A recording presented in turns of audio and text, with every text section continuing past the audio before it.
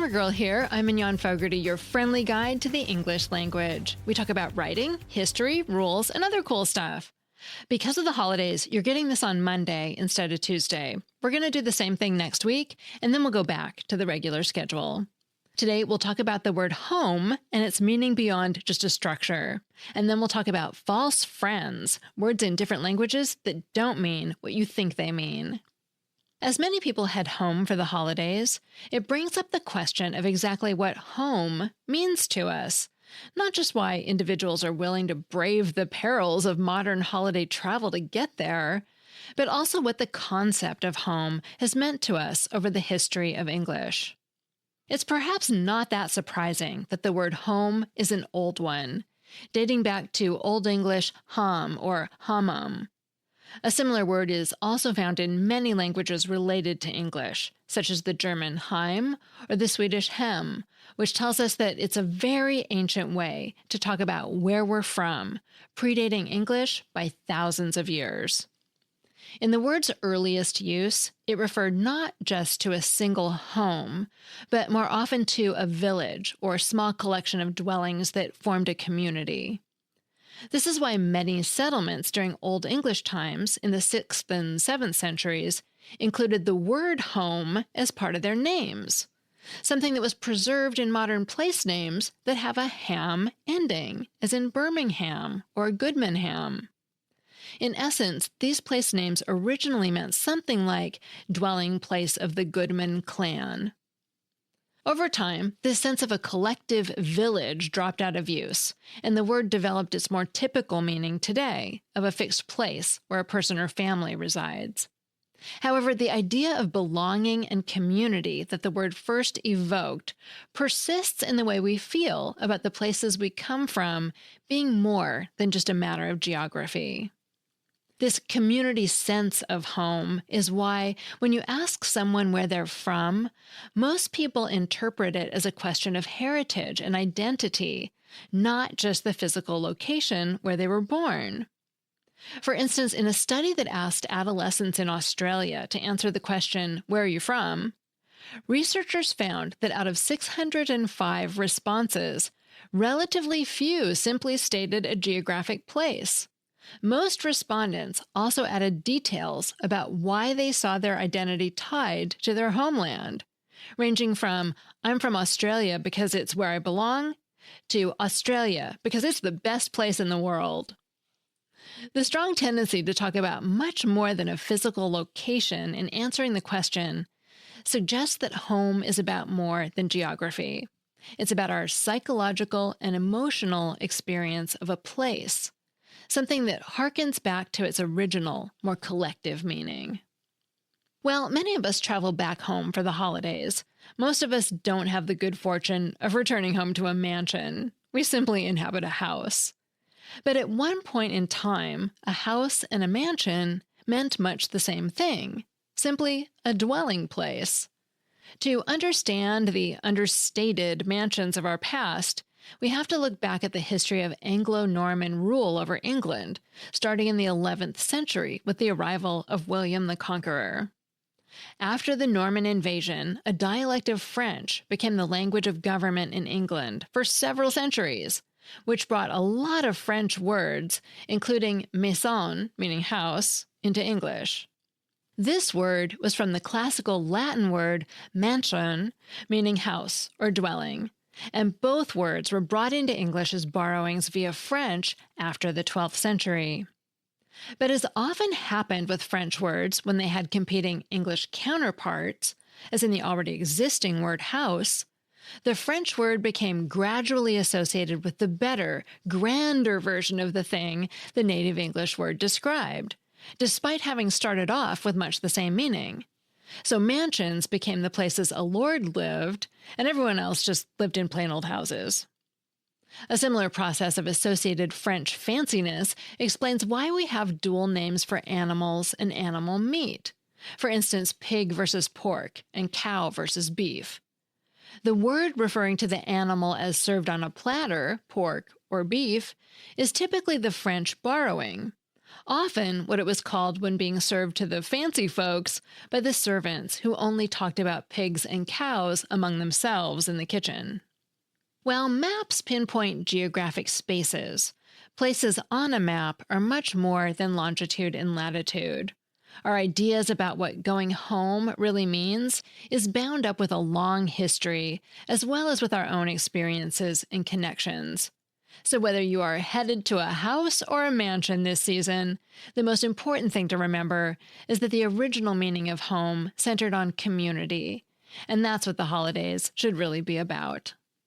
That segment was written by Valerie Friedland, a professor of linguistics at the University of Nevada in Reno, and the author of Like Literally Dude, Arguing for the Good in Bad English. You can find her at valeriefriedland.com.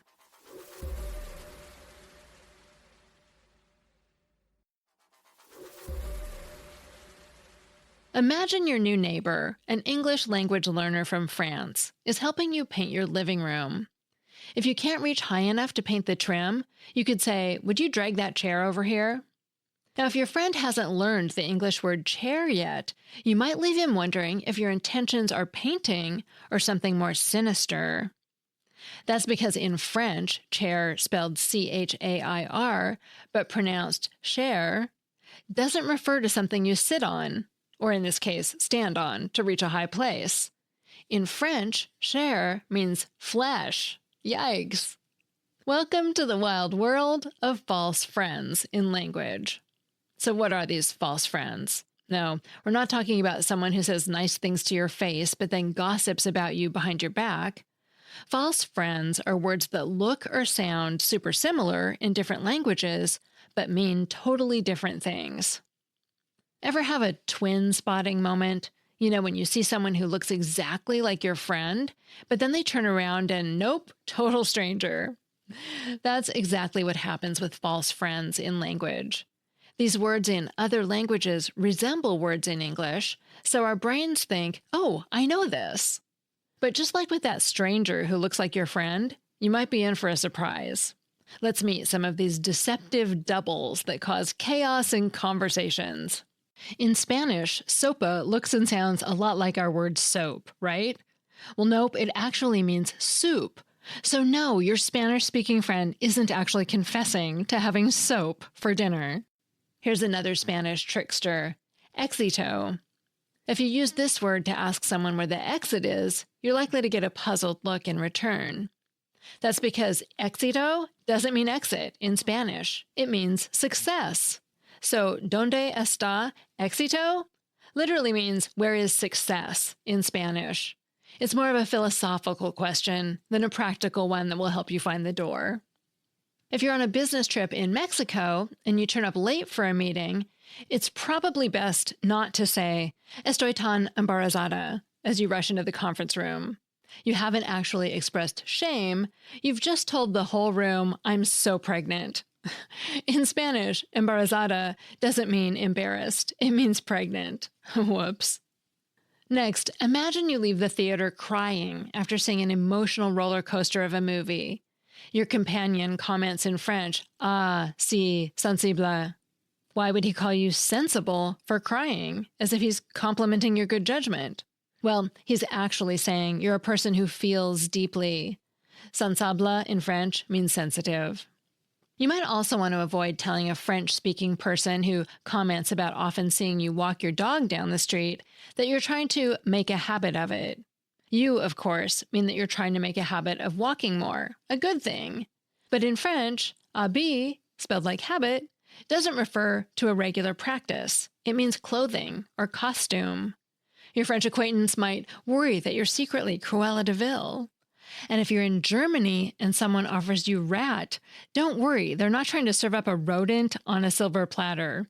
In German, Rat, spelled R-A-T, means advice. So don't run screaming, they're just trying to help.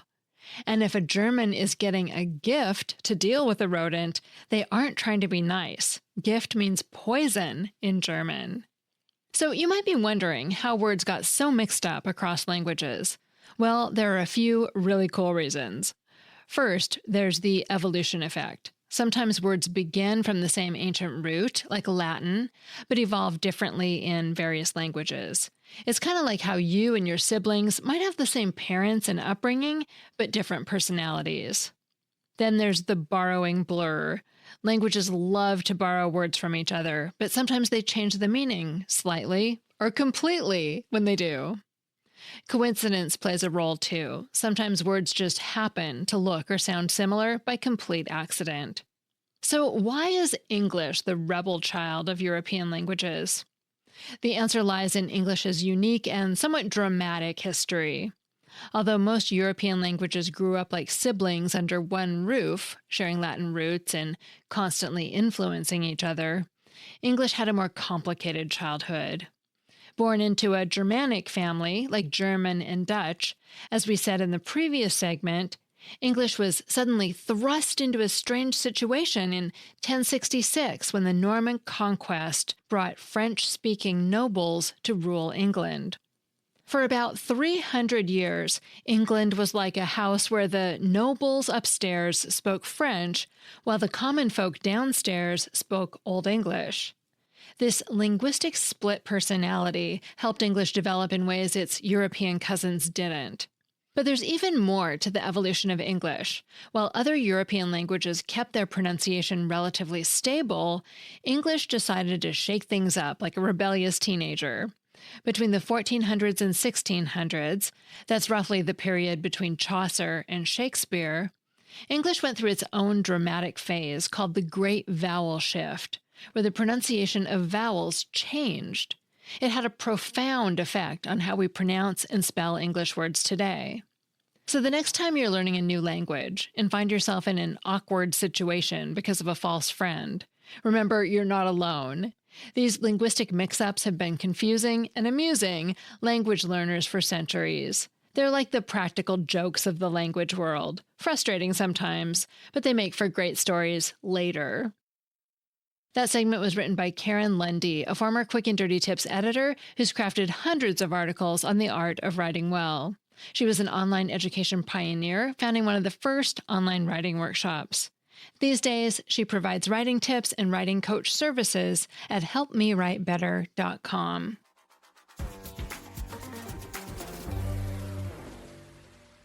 And finally, I have a Familect story from Amy. My name is Amy Freshour Kelly, and I am from New York. Here's our Familect story. Our family's go-to birthday greeting is, "Hello, dentist." This goes back about 12 years when my partner's aunt ordered a cake for his cousin, and she specified the frosting should read, "Happy Birthday, Dentist." But the cake wasn't ready on time. The bakery offered to deliver it, and when we got the box open, it was a beautiful sheet cake with the words, "Hello, Dentist," in blue frosting. Dennis thought it was great, and that began a tradition of "Hello, Dentist" every year. Thanks a lot. Thanks, Amy. That's so funny. It's like something you'd see in a movie. If you want to share your Familect, a word or phrase your family uses based on some shared experience that nobody else would understand, you can do that in a voice chat on WhatsApp, or you can still call the voicemail line at 833-214-GIRL. And all of those are in the show notes, which you can find in your podcast listening app. I want to hear your stories. Grammar Girl is a Quick and Dirty Tips podcast. Thanks to Davina Tomlin and Nat Hoops in marketing, Holly Hutchings in digital operations, Dan Feierabend in audio, Brannan Goetschius, director of podcasts, and Morgan Christianson in advertising, who keeps every greeting card her grandmother has ever sent her. And I'm Mignon Fogarty, better known as Grammar Girl, and author of the tip-a-day book, The Grammar Daily. That's all. Thanks for listening.